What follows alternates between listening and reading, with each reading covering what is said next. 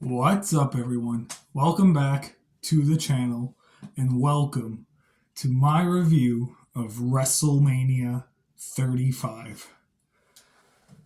Oh, this was a long show. I First off, I apologize if the lighting gets kind of wonky, like gets dark, gets light again. I don't know what is up with that, but I noticed in my last video I did, my promo for the match, when I was in this room, the lighting was kind of in and out. So if it does it here, I apologize. But yeah, WrestleMania 35. Long show, but decent show. So let's just get right into this. I have my pen, I have my clipboard. So let's do it. WrestleMania 35. It happened on April 7th, 2019 at MetLife Stadium in East Rutherford, New Jersey, where the Jets and Giants play football, the same stadium that WrestleMania 29 was in. There were 82,265 people in attendance. The stage, it's just a giant screen. I think it was like basically an early setup for what we have now, basically Raw, SmackDown, and pay-per-views. Because that's basically what we have right now is just a big screen. This is the show with a bunch of special guest commentators. There were 5 of them, which is more than we've had for, I think, any other WrestleMania, with 5 special guest commentators. JBL, Jerry Lawler, Shawn Michaels, Paige, and Booker T were all special guest commentators for a match. I didn't keep track of which matches they were for, but they were commentators for matches, 5 of them too. But let's kick things off talking about the Universal Championship match between Brock Lesnar and Seth Rollins. So this obviously opened the show, but it originally wasn't supposed to. Fix my phone here. Okay. Yeah, it originally wasn't supposed to. This was supposed to be the semi-main event, so the match right before the main event.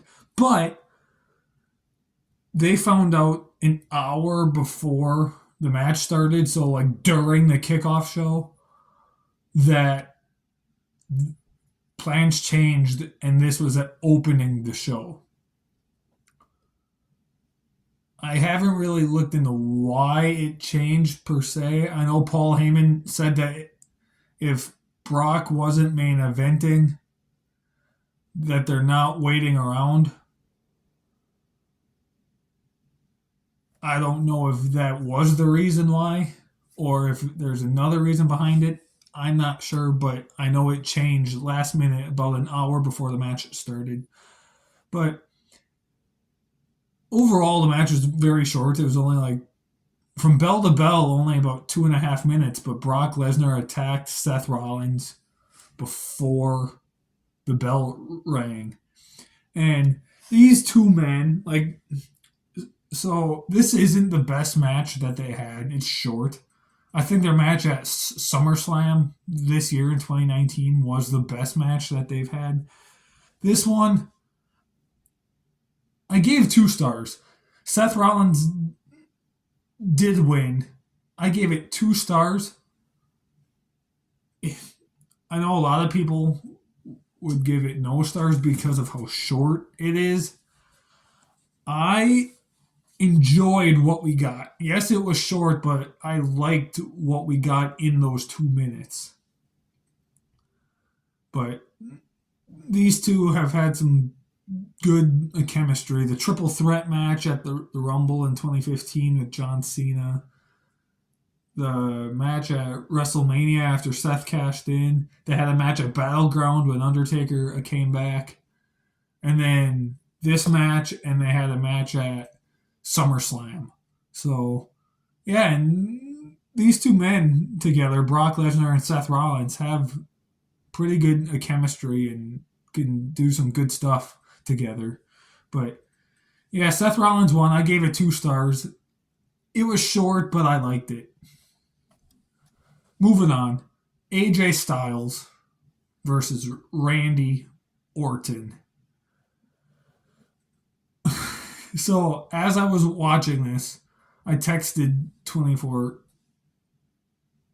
and I said, "Why did I forget that AJ Styles fought Randy Orton at WrestleMania?" He said, "Because the show's like 48 hours long."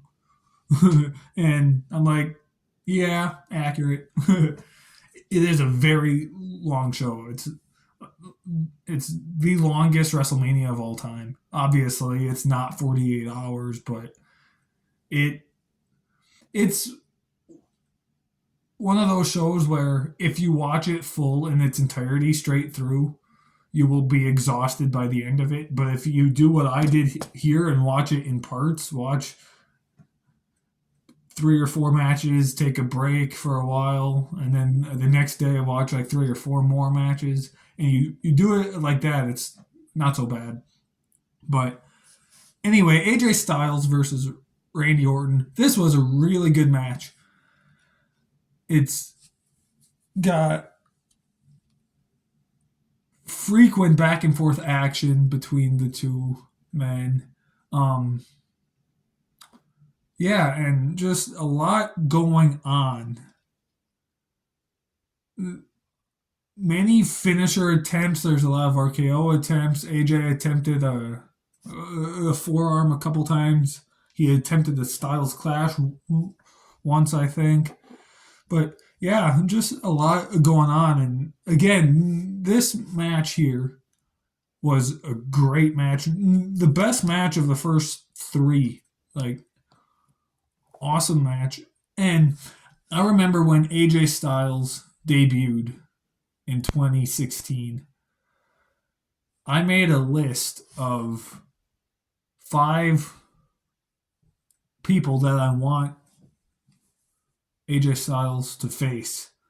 And he completed 3 of those 5 before this match, and then Orton was on that list, and we finally got it here. And I remember when this happened live, I was excited because I wanted this match.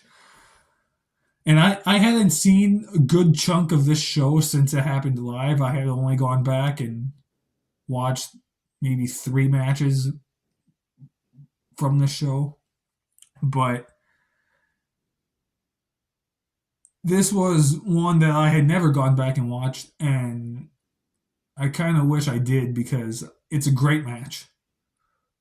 AJ Styles won. I gave it 4 stars. It was really good. I liked it a lot. Up next, we had the SmackDown Tag Team titles in a fatal 4-way tag team match. The Usos were the champions, and they were defending against The Bar, which is Sheamus and Cesaro, Shinsuke Nakamura and Rusev, and Ricochet and Aleister Black.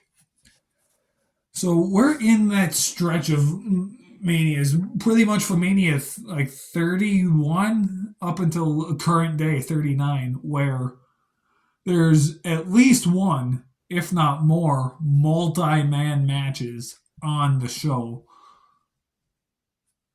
just to get their big name stars out there, to get their big name stars that don't have a match on the show. And so hence that's why there's 2 fatal 4-way tag team matches on this show. But it was a decent match. Some good stuff going on here. Some nice big high spots too. Like there was at one point a giant superplex involving 7 of the 8 competitors. It was awesome. A lot going on. The Usos won. I gave it 3 stars. I enjoyed the match. I kind of feel like Nakamura and Rusev and Ricochet and Aleister Black were teams thrown together just for this match because I don't think they were around that much before or after this. So it was teams thrown together just for this match, which Shows how the tag division was in 2019. That they had to take four singles guys and throw them together in tag teams just to be in a match, which sucks. But yeah, Usos won. I gave it 3 stars. I enjoyed it. It was good. Falls Count Anywhere match: The Miz versus Shane McMahon. This was, I believe, the first ever Falls Count Anywhere match in WrestleMania history, and it was awesome. I liked the story that they told here, where The Miz and Shane became tag team champions. I want to say it was the Royal Rumble, I think, or was it Elimination Chamber? They became tag champs. I forget, but I know they became tag team champions at one point. And then when Shane McMahon turned on The Miz at Fastlane after they lost the tag titles, and then The Miz's dad, George Mizanin, getting involved in this whole storyline, like, that was awesome. He's hilarious. I love George. Just, I was laughing the whole time when he was in the ring for this match. The stuff that he did, I was just laughing the entire time because I love it. I love George Mizanin. It was great what he did. But this was the first time, like the first real time that The Miz was a proper babyface and people were actually cheering him. And at this time, I did love The Miz. Like, so 2019, we all know, wasn't that great of a year for WWE. But The Miz was a bright spot for that year, especially this early on in the year. Like, when he was a babyface, I loved him, and I looked forward to everything he did. The Miz is one of those guys that can be a great babyface, but also be a great heel as well. And he showed in this match that he can be a great babyface. But yeah, George Mizanin got involved. They went fighting through the crowd, and then they were fighting up on this camera rig with a bunch of cameras on it. And then there was a giant suplex off. The Miz suplexed Shane McMahon off the top of it through something, some crash pad structure thing. But when they landed, Shane McMahon somehow landed on top of The Miz. And then Charles Robinson, I think he was the referee for this match, came in, did the 3 count, and that's how Shane McMahon won. It was weird. I know eventually at one point they went on to have a steel cage match, I think. I forget what show that was. I enjoyed that match too, but yeah, this match was awesome. Shane McMahon won. I gave it 4 stars. I gave a lot of matches 4 stars or better on this show. Like, it's a great. It's a long pay-per-view, but from a match quality standpoint, it's awesome. Maybe top 10 Mania of all time. But yeah, Shane McMahon won, 4 stars. I loved it. Now we have another fatal 4-way tag team title match, but this one is for the women's tag team titles. The first time we see the women's tag team titles at WrestleMania. We have the champions, Sasha Banks and Bayley, who won them in the tag team elimination chamber match a few months before. And they defend against Nia Jax and Tamina, the Iconics, and Natalya and Beth Phoenix. Beth Phoenix came out of retirement here for this match. And the talent is here. Like, so much talent here. Sasha Banks, Bayley, Natalya, Beth Phoenix, the Iconics were awesome. Tamina, I felt, as far as in-ring ability goes, was kind of underrated. She didn't really have the character, but the in-ring work was underrated. And then you had Nia Jax, who I was never the biggest fan of her wrestling back then or even now. But to say she's horrible, I would be lying. Like, she's not horrible. I just have no interest in what she does. I'm sure she's a very awesome human being. I've seen interviews and stuff with her. She seems to be a great person. It's just I have no interest in the stuff that she gives us on television. But yeah, as I said though, the talent is there. There's a lot of talent in this match. I wrote the Iconics are annoying, which their characters were annoying, but their in ring work, they could wrestle. Like they know what they're doing in the ring, and it's awesome. Um, Beth Phoenix, Beth Phoenix. I don't know how long she was retired before this, 5 or 6 years maybe, but this being her first time coming out of retirement, I think, or no, she was in the Rumble too, but for being away for a long time and then coming back to do this match, she actually looked really good. She hit Bailey with a glam slam off the top rope, and then she was going to pin Bailey, but in the process, Billy Kay made the tag, and Beth Phoenix didn't realize it. Billy Kay then threw Beth Phoenix out of the ring, pinned Bailey, and that's how the Iconics got the win. They became the new tag team champions. I gave it 3.5 stars. Wasn't this the show where apparently Sasha Banks and Bailey were complaining and had a so-called tantrum backstage? Was that this show or was that a different show? I remember reading something about that. I don't know if it was here or not, but correct me if I'm wrong. Correct me if I'm just making that whole thing up and it never happened at all. But for some reason, I feel like I, re- I remember reading something about that happening backstage at some point, and I thought it was this show, but I could be totally wrong. But yeah, the Iconics one, I gave it 3.5 stars. And then we have the best match on the show, 24/7's favorite match of all time, or one of them anyway. This show has his favorite match of all time and his least favorite match of all time on the same show. So, the WWE Championship match. Daniel Bryan, the new Daniel Bryan, versus Kofi Kingston. Kofi Mania. And see, we're in the same thing right now with Cody Rhodes. It's like every 5 years. 10 years ago for Mania 30, we had a thing where fans were going crazy over Daniel Bryan demanding he gets a title shot at Mania. 5 years ago, same thing for Kofi Kingston and the whole Kofi Mania thing. And now this year for WrestleMania 40, it's Cody Rhodes and his whole thing, finish his story and all that. But yeah, here, Mania 35, Kofi Kingston. This match originally, it wasn't the original plan, but they changed it after Elimination Chamber and fans demanding it and wanting Kofi Kingston to finally get his first one-on-one title shot in 11 years.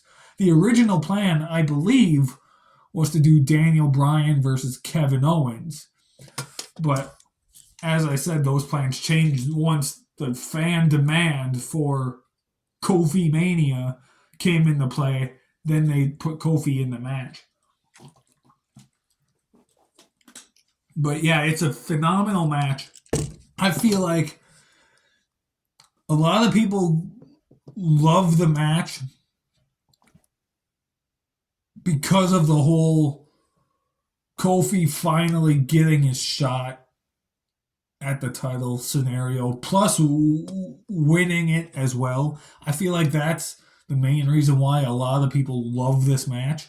The match, as a match, the moves they do is great, but I feel like the reason it's a lot of people's favorite match of all time is that a scenario and the story they told of Kofi finally getting his shot at the title after so long and the fans demanding it, and finally his dream comes true, becoming WWE champion. That's why I feel like it's a lot of people's favorite match of all time. But Yeah, a lot going on. Daniel Bryan had that hemp wooden championship, which I don't hate it, but I don't love it either. It's cool, but I don't think it's the best design title they've had as far as custom titles go.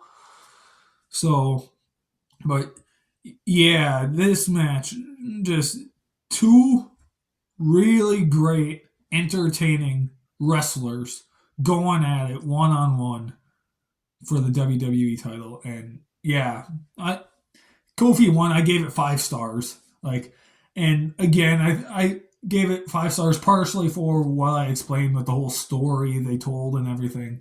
Like it's awesome. Great match. Nothing bad to say about it at all. It's awesome.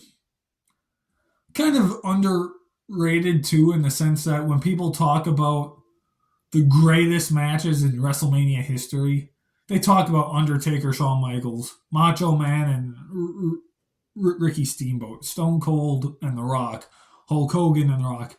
This match needs to be in that conversation for sure, and it's not, and that's why it's underrated slightly in that sense, because it's not usually in that conversation, and it should be. What a match this was. Moving on now. United States Championship match: Samoa Joe versus Rey Mysterio. Nothing to this match. It was the entrances were longer. Bell to bell was only less than a minute. I think Wikipedia said it was like 56 seconds. It felt shorter, honestly. I know Wikipedia can be wrong for some things. This match felt way shorter than 56 seconds.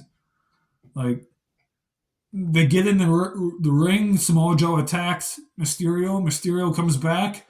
It hits a 619, but then Joe gets out of it, puts Mysterio in the Coquina clutch, and Mysterio passes out. Match over.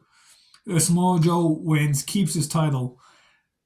0 stars. There's nothing to it, which sucks because I feel like if these two had, I'd say, at least 10 minutes, it could have been actually a really good match. I think they had a match on SmackDown that was about 10 minutes or so, and that was, it wasn't a great match, but it was decent. And I feel like they could have had something good if they had more time here. But yeah, Samoa Joe wins. Roman Reigns versus Drew McIntyre. This match is better than I remembered it being. So back in October of 2018, Roman Reigns had to relinquish the Universal title due to him getting leukemia again, sadly. And which, by the way, for those of you that were cheering when you found out he was going to be gone, shame on you. Like, what's wrong with you? I understand maybe you didn't like Roman Reigns at that point, but the dude had freaking cancer. So the fact that you were cheering when you found out he was going to be gone, shame on you. Disrespectful. But Roman then came back in February, I want to say it was, or March, and I want to say he had a trios match or a 6-man tag with the Shield at Fastlane. I forget who they fought, but I want to say that happened. And then, but this was his first one-on-one match since returning from his leukemia, and it's it's a better match than I remembered it being. I hadn't watched this match back yet. This was my first time watching it since it aired live 5 years ago. And yeah, it's better than I remember. It's not that long, it's only about 9 or 10 minutes, but it was enjoyable. Good stuff happened in the match. Some good big spots. This was Drew McIntyre's first one-on-one match at WrestleMania ever, I think. The only WrestleMania main event that Roman Reigns didn't have after the Shield days. He wasn't at a 36, but I don't count that because he wasn't on that show. But the shows he was on, this was the only one he didn't main event since the Shield days. 29 or 30 was his last one. But yeah, Roman Reigns won the match. I gave it 3.5 stars. Like I thought it was a pretty good match. Again, a lot better than I remembered it being. I remember going into this match after Joe and Mysterio, not really excited. Partially because I know at this time, well, I'm not sure about, no. So I knew back then Roman Reigns was hated by a lot of people. I didn't really have a problem with Roman Reigns. He wasn't my favorite wrestler, but I didn't hate him as much as 24/7 and a bunch of other people hated him. But when he came back from his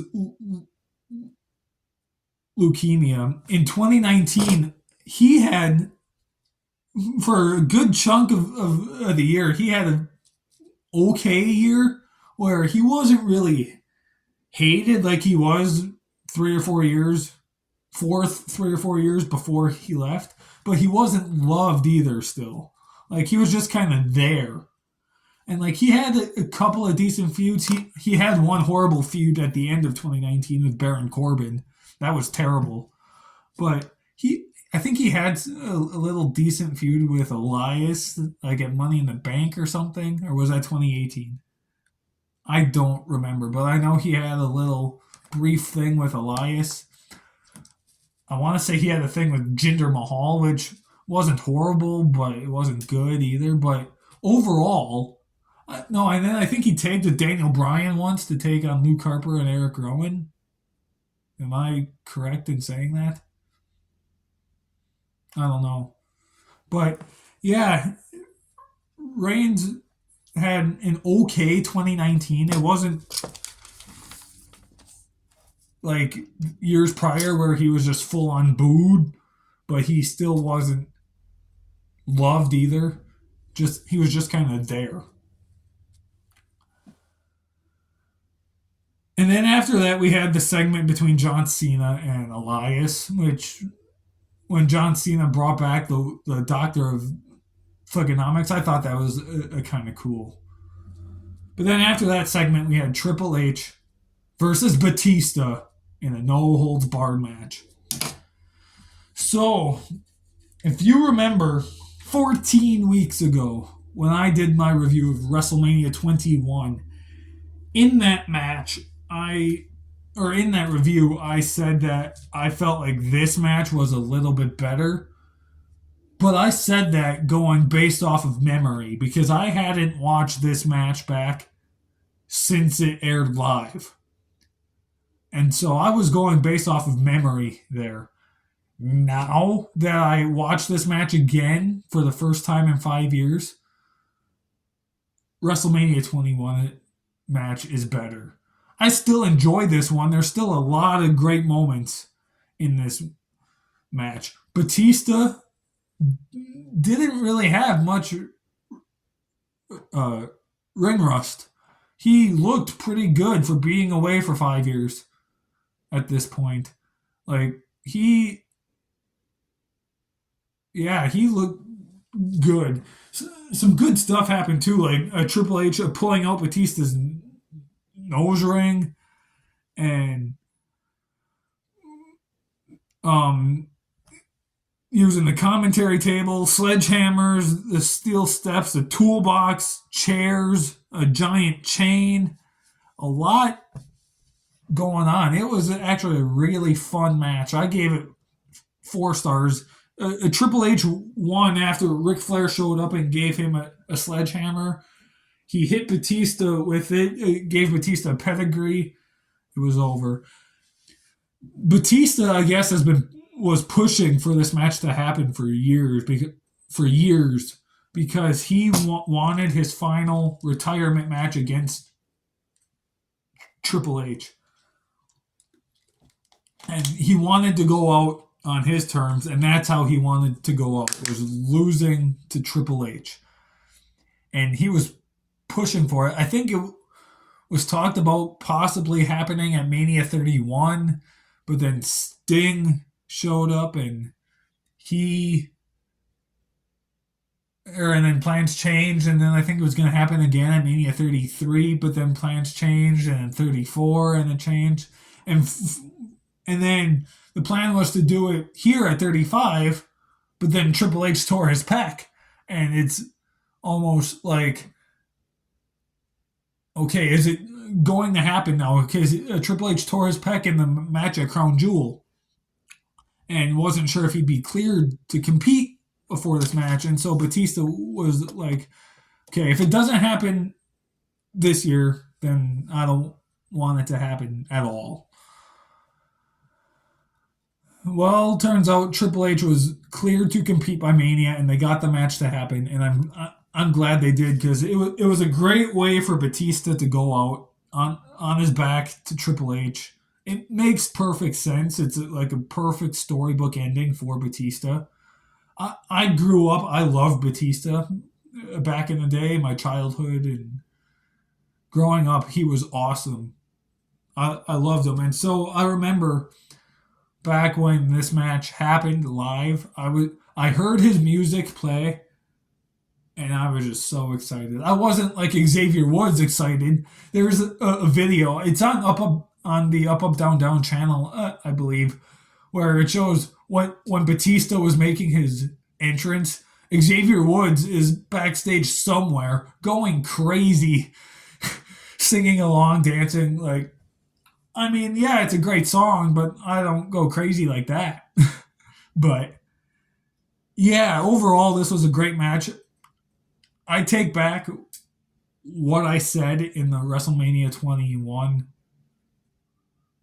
review, saying this match is better, because it's not. I think that one at 21 is better, but this one is still great. Batista looked awesome. Triple H looked awesome. This would actually be Triple H's final WrestleMania match as well, because the stipulation was no holds barred. And if Triple H loses, his career was over, his in-ring career. And it's ironic because he only had one more televised match after this, and that was against Randy Orton at Super Showdown. That was Triple H's last televised match. And then COVID happened, and then his health problems happened, and he hasn't wrestled again. So his career basically came to an end not long after this anyway. So, but yeah, the story was awesome with the whole Ric Flair thing and the whole "give me what I want" line that Batista cut on Raw. Like, it the whole thing was good. I enjoyed it. What is not good though is the next match on this show. Kurt Angle's retirement match. Kurt Angle versus Baron Corbin. As I stated earlier, this is the show of 24/7's favorite match of all time and his least favorite match of all time. This is his least favorite match of all time. Like, if you guys have been around on the channel for a while, it's no secret that 24/7's favorite wrestler of all time is Kurt Angle. And Baron Corbin, like, no one likes him. Well, he's okay now on NXT. I kind of enjoy what he's doing, but at this time in 2019, people hated him. No one liked him, and everyone thought, myself included, thought that Kurt Angle's final match needed to be against John Cena, and Kurt Angle wanted it, and he was pushing hard for it, and Vince said no. You're in this story with Baron Corbin. The story needs to finish. You get Baron Corbin at WrestleMania. If you want John Cena, stick around another year, and you can have him next year at Mania 36. But Kurt Angle was like, but I'm not going to make it another year. That's why I'm retiring now. And Vince said, I'm sorry, but you're in this thing with Baron Corbin, and You gotta finish it. Which, in a way, I kind of understand being, though I'm not a wrestling promoter and I don't own a company.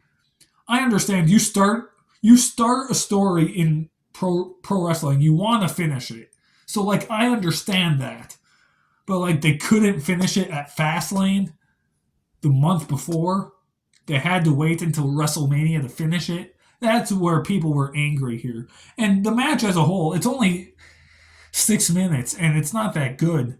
Kurt Angle wasn't in the best shape ever. I do give him props though. 50 years old he was at this time, or 51, something around there. 50 or 51 years old, not in the best ring shape ever, and still being able to do a moonsault. Like he did it, landed, but the fact that he could still backflip at 51 years old and not be in the best shape, like props to him for at least being able to do that. Like that was cool to see at his age.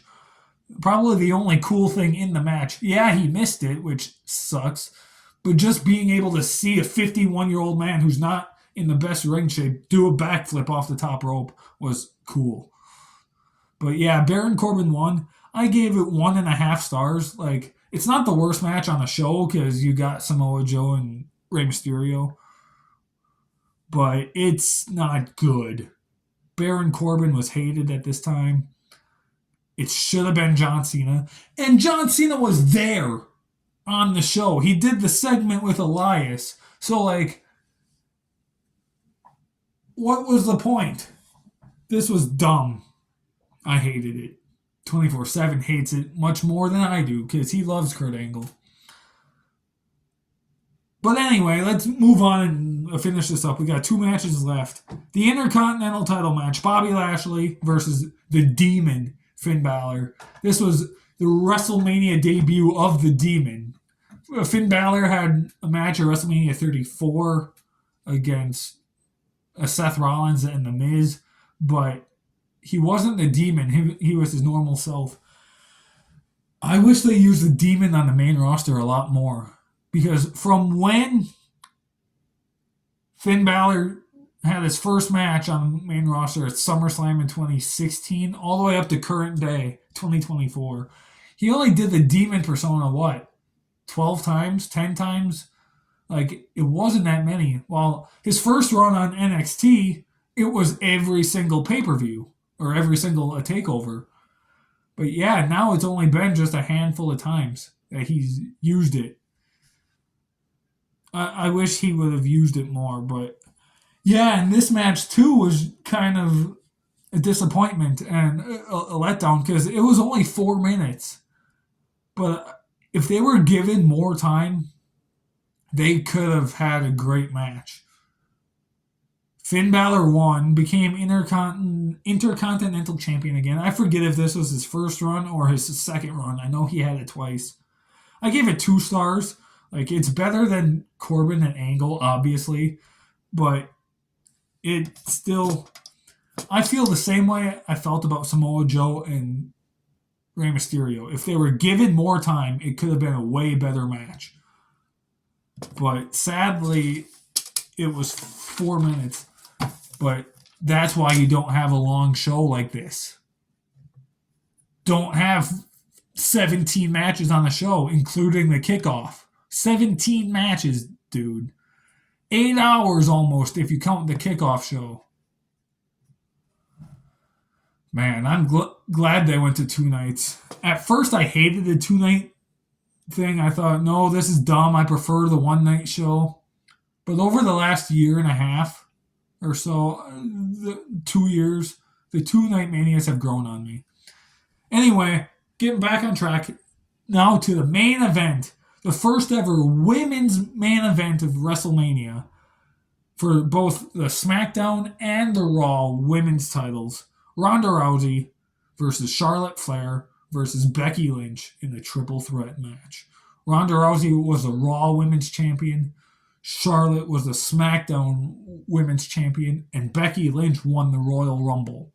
The winner of this match would get both titles. And it's a really good match. Very good main event. Is it the best triple threat match in Mania history? Hell no. Hell no. They've had way better triple threat matches in Mania history. But it's still a really good match. I still loved it. A lot of high spots happened. Some double teaming happened early on. Um, Becky Lynch grabs a table at one point, and I was like, hey, you can't do that. But then I realized, oh yeah, triple threat match, no DQs. Okay. I forget that concept. Like, it's not a no holds barred match. You can't use weapons. But then I always forget that triple threat matches are always no DQ. So, like, it's okay. I forget that. But then Charlotte ends up going through the table. Becky Lynch pins Ronda Rousey with a roll up type thing. But Ronda Rousey's shoulder was up at the 1 count when the ref hit 1, and then both shoulders were down at 2 and 3. But so there was some controversy around the finish with Rousey having her shoulders up. But Becky won both titles. I gave it 4 stars. It was awesome. I want to say Ronda Rousey broke her hand in this match too at one point. I'm not sure where, but I want to say it happened. But yeah, overall, it was just a really awesome match. Sadly, we never got the Becky Lynch versus Ronda Rousey one-on-one match that everyone wanted to see. It should have happened at Survivor Series, but Nia Jax accidentally broke Becky's nose, and Becky wasn't able to compete. And so then when she won the Royal Rumble, we're like, hell yeah, Becky versus Rousey one-on-one. But then they put the title on Charlotte and had to throw Charlotte in this match too, and we couldn't get the Ronda Rousey Becky one-on-one match. Don't get me wrong, I like Charlotte, but I don't think she necessarily needed to be in this match. That's just my opinion. But anyway, guys, that was it. 4 stars. I loved it. And that was my review of WrestleMania 35. It was very long, but from a match quality standpoint, it was enjoyable. I would say it's a top 10 Mania from just an overall match quality standpoint. Like the quality, like I gave a lot of matches on here 3 stars or better. Like a lot of them are really good if you watch it in parts the way I did. If you, like, I gave the main event 4 stars, but if you watch it straight through the full 5.5 hours, straight through nonstop, by the time you get to the main event, you will be exhausted and you won't think it's a 4-star match because you're just tired and want it to end. So even if you watch it in the morning, the other matches in the show are so good that you're so filled with adrenaline that by the time you get to the main event, you're still tired. So, but yeah, overall, really good show. I enjoyed it. WrestleMania 35. Next week, we have the start of the 2-night WrestleManias with WrestleMania 36. Happened during the pandemic, so there are no crowds. 24/7 has that one, so that's going to be interesting. I haven't really watched a whole lot of either of those shows back. I've only seen maybe 2 or 3 matches, but I've only rewatched about 2 or 3 matches, so that's going to be interesting. I may watch it with 24/7, possibly. Okay, not with him, but I may watch both nights in full. I don't know. But that's next week. Next time you see me in 2 weeks will be for my review of WrestleMania 37, which is pretty good. Or some of it is good. Some of it is not so good. But we will get there. Overall, it's a decent. But we're on the home stretch, guys. 4 reviews to go. 36, 37, 38, and 39. And then we got Mania 40, 2 weeks after we finished these. I had the timing wrong, so I apologize. But yeah, we're on the home stretch. Just a handful of these to go. Thanks for watching. 45 minutes, longest review ever. Comment down below too. Do you want the 2 night manias in one review or do you want two separate reviews? Let us know. Thanks for watching. See you soon.